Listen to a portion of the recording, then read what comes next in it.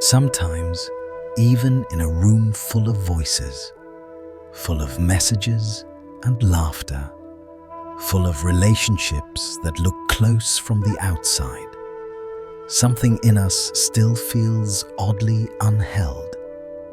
Not because no one is near, but because, for a long time, we have not truly been near to ourselves. We become practiced at living outward.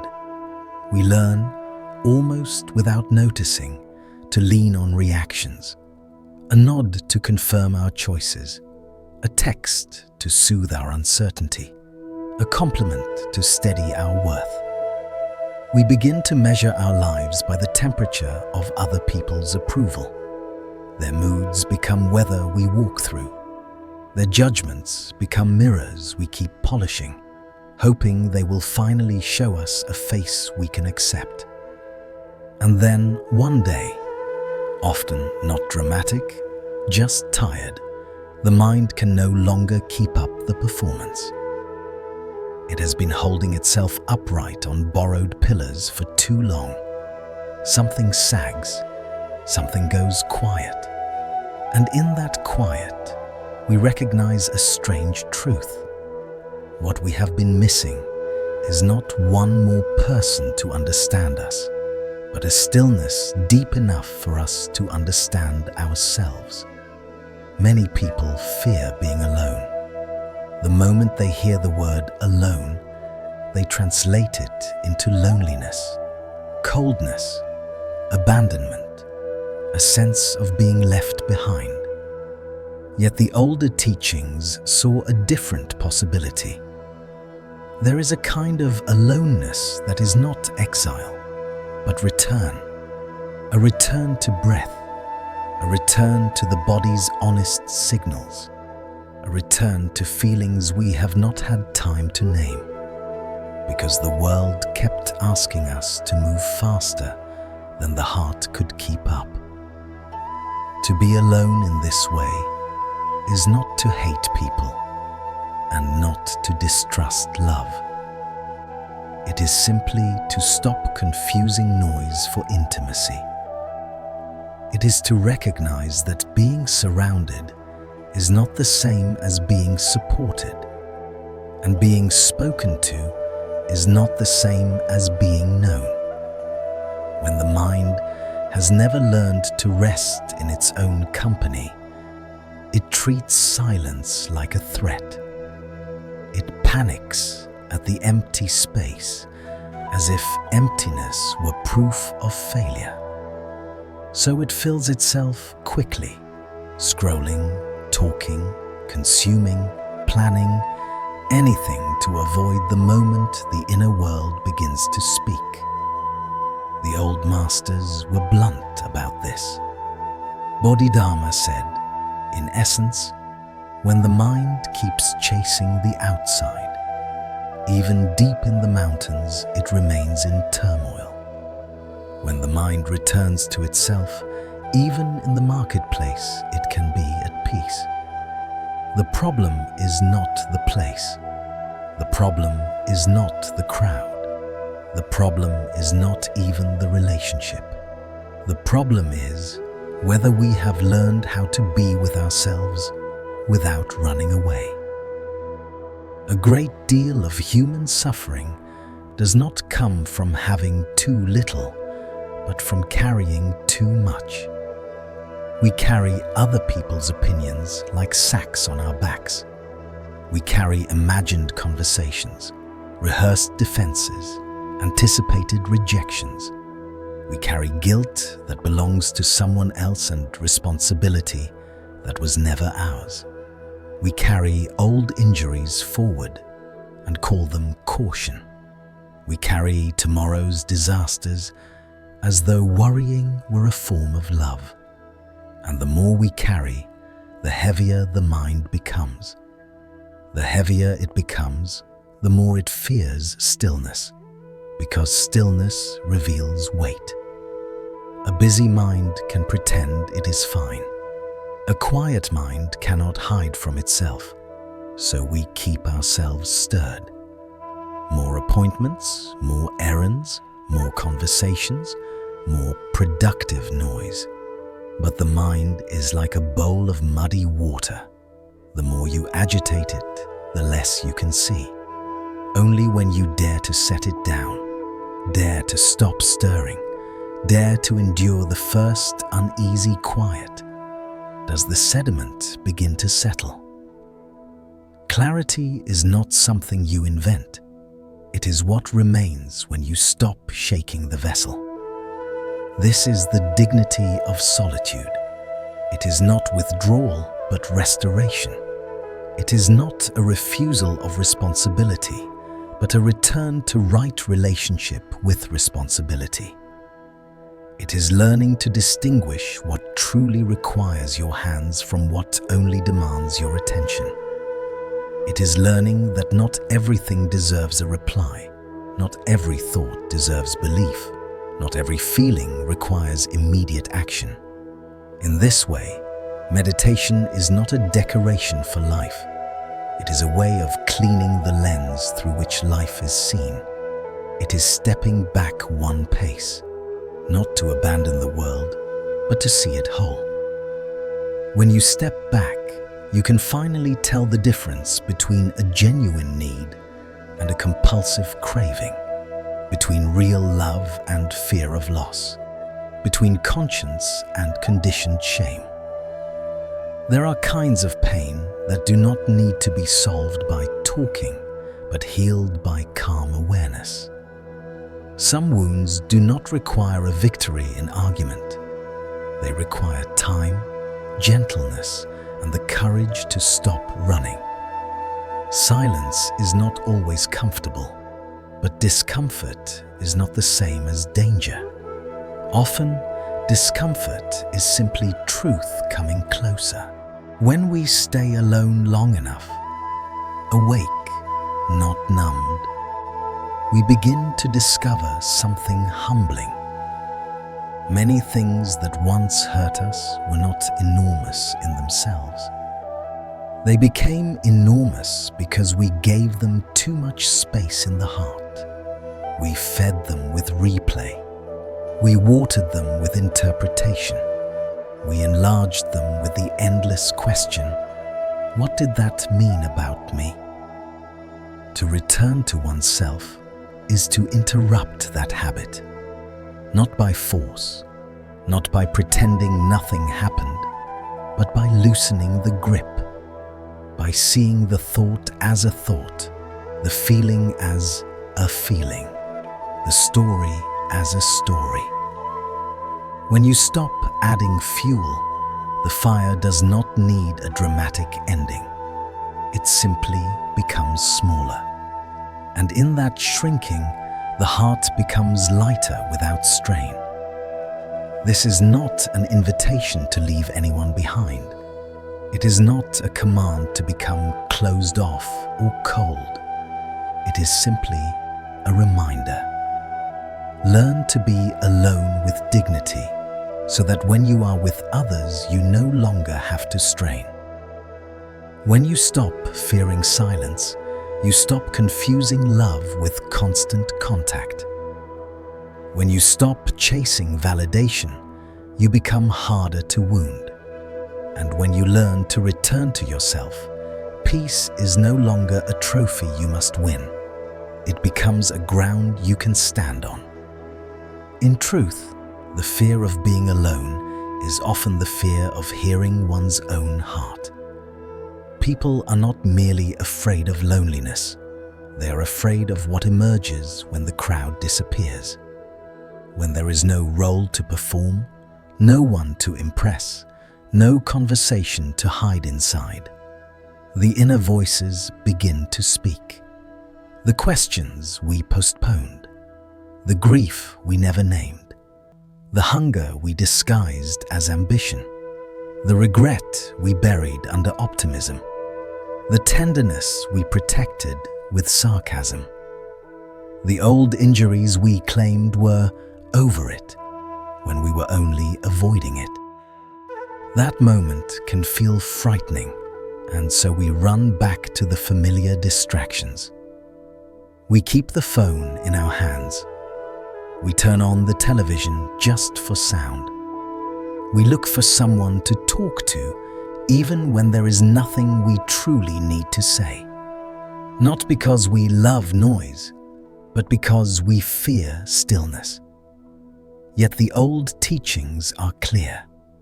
The more you fear being alone, the more it suggests something within you has not yet been met. A person at home in themselves does not need to cling anywhere. A person not at home can stand among 100 faces and still feel lost. Bodhidharma compared the mind to a room left undusted for years, when we keep the outside lights bright and the music loud. When we draw the curtains and stay busy, we can pretend the room is clean. But the moment we dim the outer light, the dust becomes visible.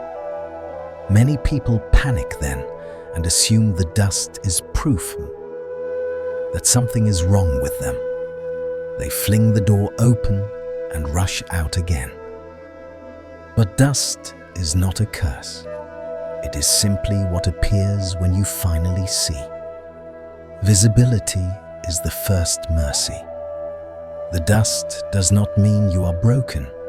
It means you are awake enough to notice. And what you can notice, you can tend. We fear the voice within because it may reveal truths we would rather not admit. That we have lived too long under other people's expectations. That we have swallowed our needs until we forgot what we want. That some relationships we keep are held together more by fear than by love. That we have been loyal to versions of ourselves that no longer fit. Without silence, these truths do not rise to the surface. And if they never rise, suffering continues, simply disguised as busyness. Many assume that living alone or spending time alone is weakness, a sign of failure in relationships. But the older view is nearly the opposite. The one who can be alone is the one with courage. Courage not to flee oneself.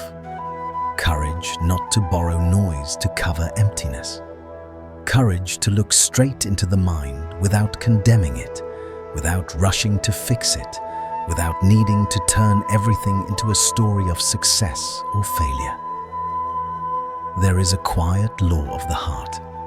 The more you run from something, the more it chases you. Run from sadness, and it becomes irritability. Run from loneliness, and it becomes dependence. Run from fear, and it becomes control. Run from the ache of abandonment, and it becomes clinging. But when you stop, when you sit down and say to your own heart, I am here, what once terrified you begins to change shape. Not necessarily because it disappears, but because you are no longer enlarging it with resistance. When a feeling is met with steady presence, it does not need to shout. When it is not judged as an enemy, it can finally speak in a normal voice. And often what it says is simpler than we expected. I am tired. I am afraid. I miss something. I need rest. I need honesty. I need to grieve.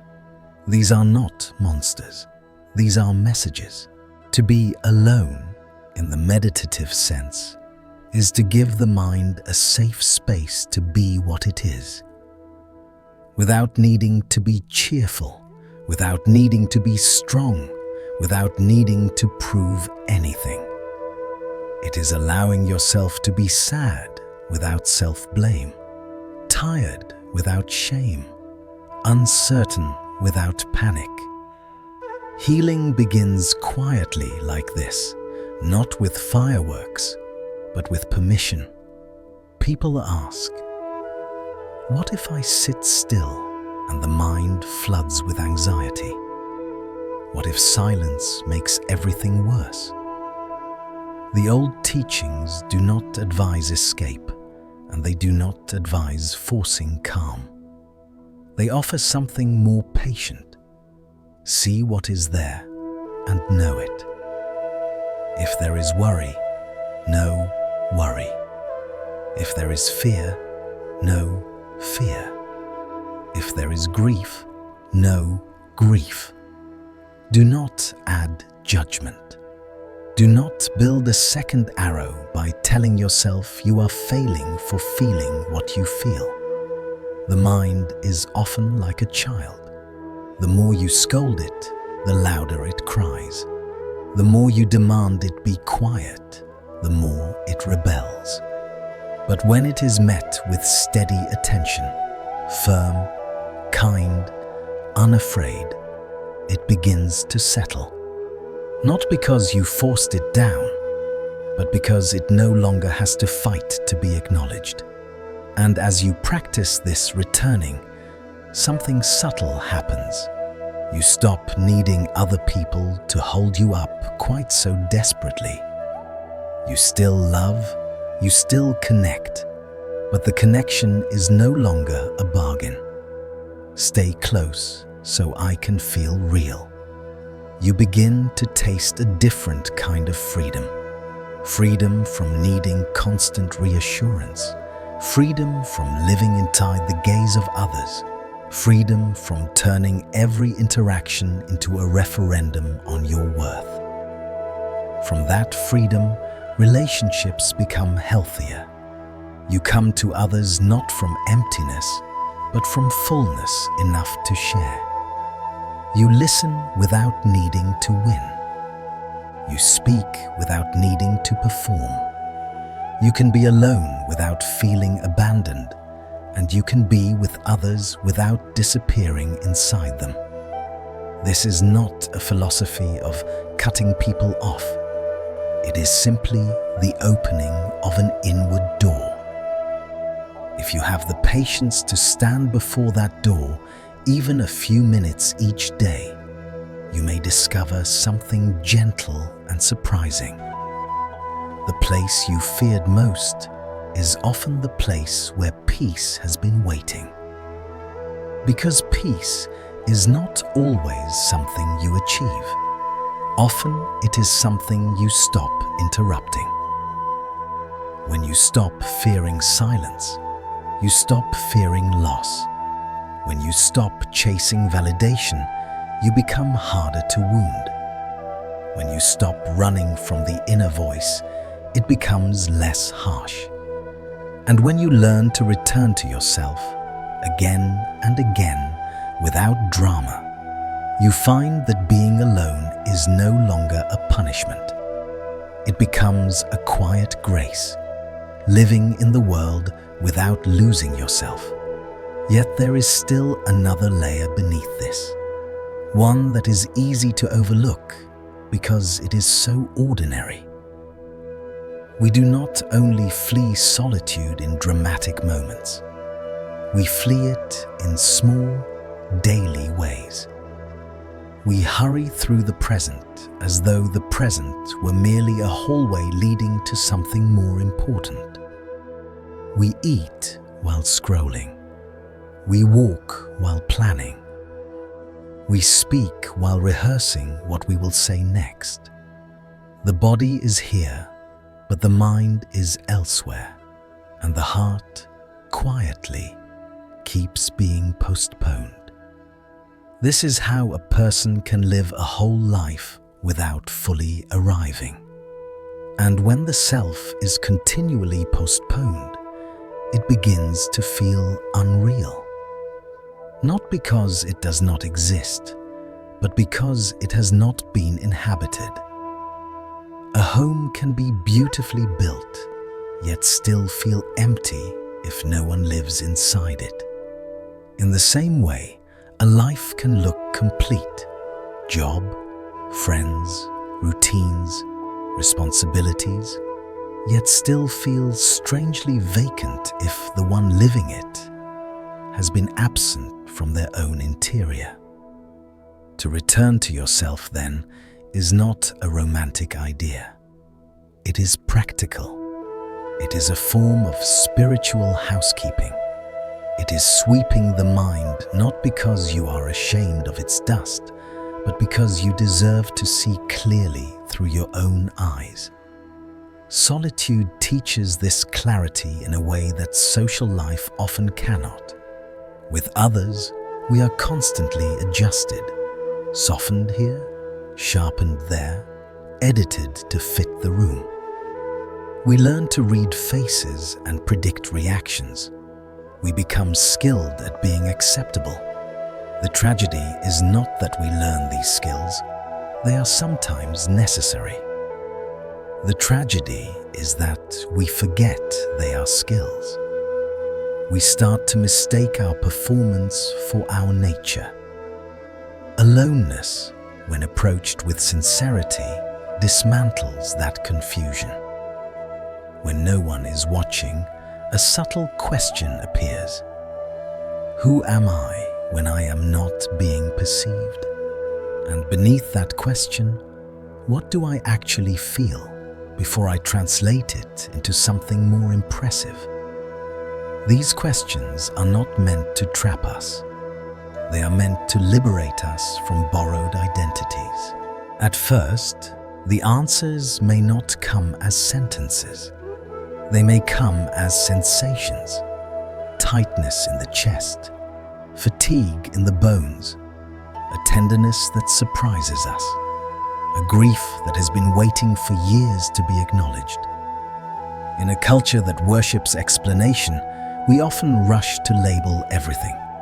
But solitude invites a different approach, to feel without immediately naming, to notice without immediately concluding. This is why stillness can feel frightening.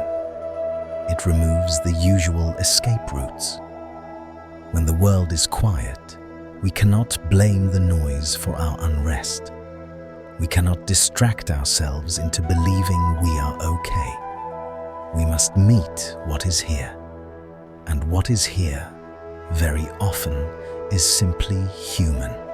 Longing, fear, love, confusion, hope. These are not defects. They are the weather of being alive.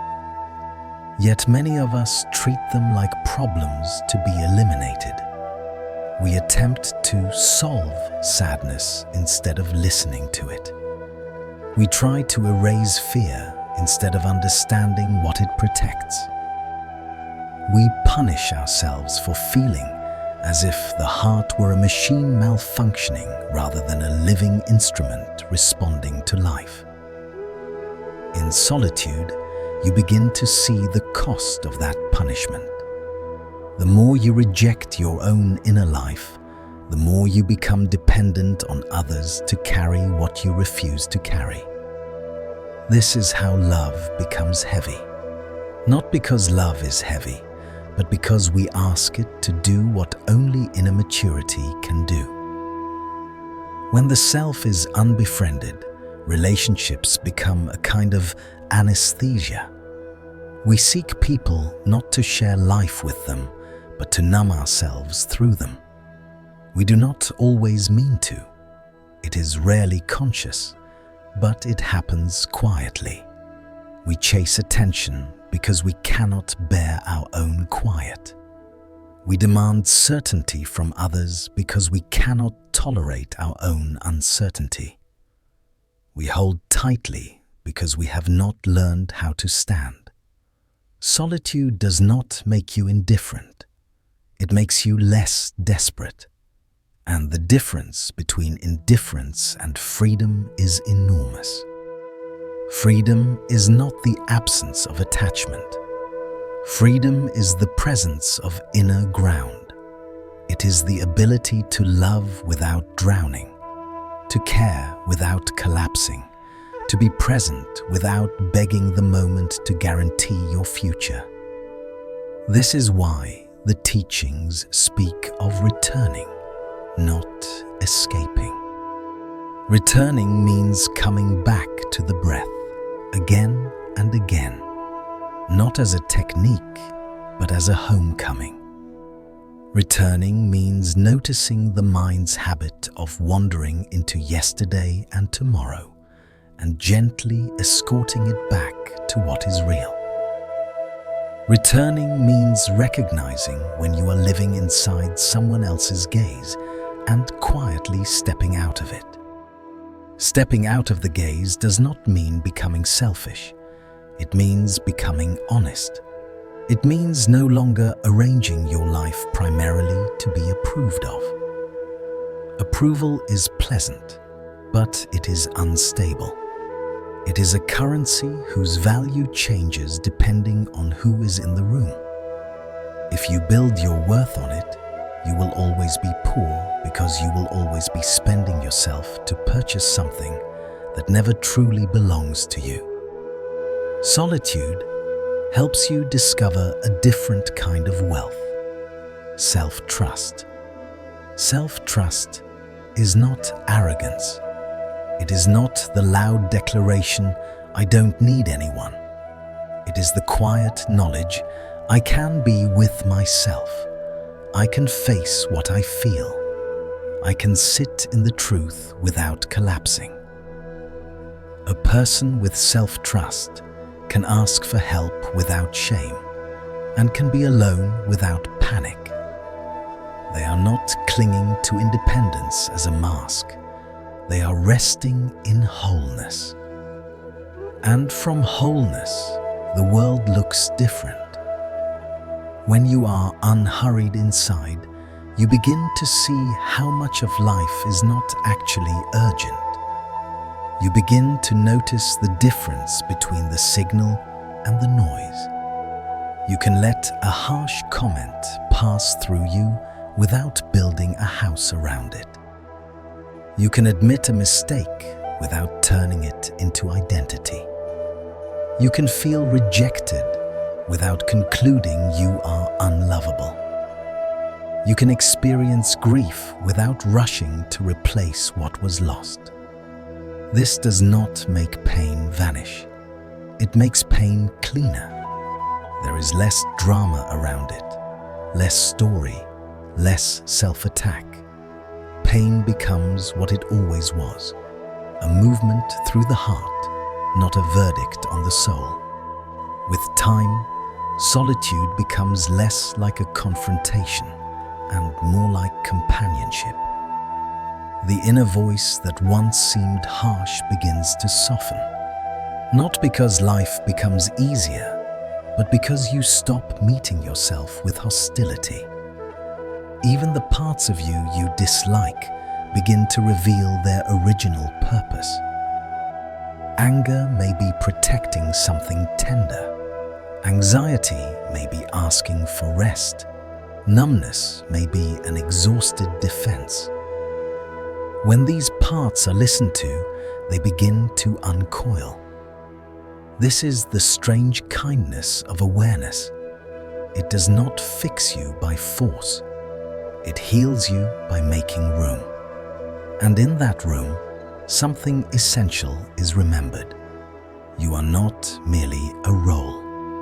You are not merely a collection of achievements, mistakes, relationships, and opinions. You are the one who knows them. You are the awareness in which your whole life appears. This is why the old masters could be at peace in the marketplace. The world did not become quiet for them. Their mind became less easily dragged. They were not constantly pulled outward by every praise and blame, every gain and loss. They had learned where to stand. A life without that inner standing is a life easily possessed by trends, by other people's moods, by fear, by craving, by the endless demand to become someone else. But a life with inner standing is steady even in motion.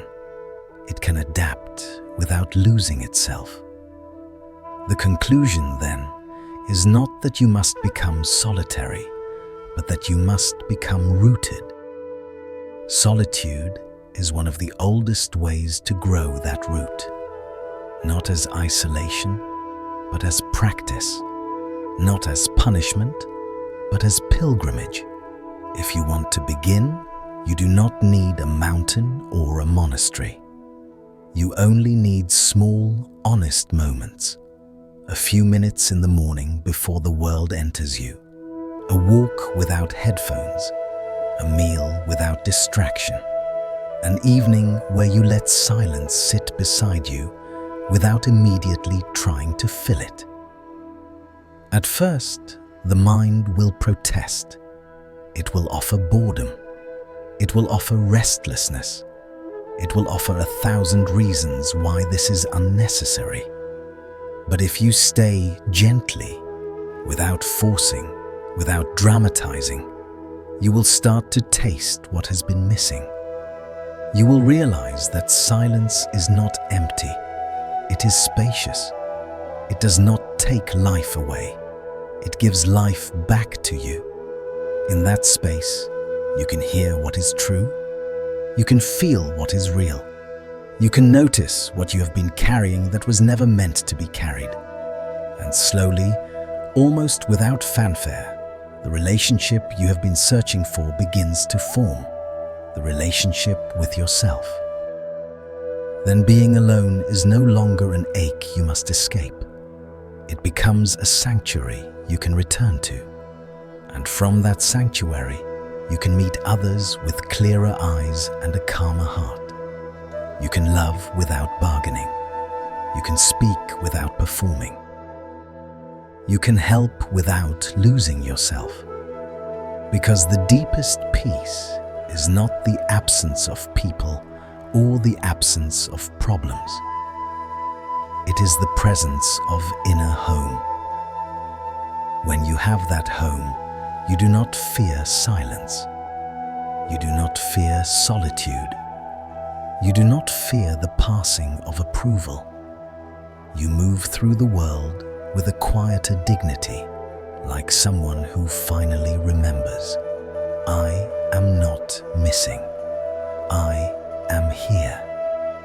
And perhaps this is the final teaching hidden inside the fear of being alone. What we call loneliness is often the soul's request to be met. Not by another person, not by another noise, but by the simple courage to turn inward and remain. If you can do that again and again, even briefly, then peace stops being a distant promise. It becomes what it always was, the natural clarity of a mind that is no longer running.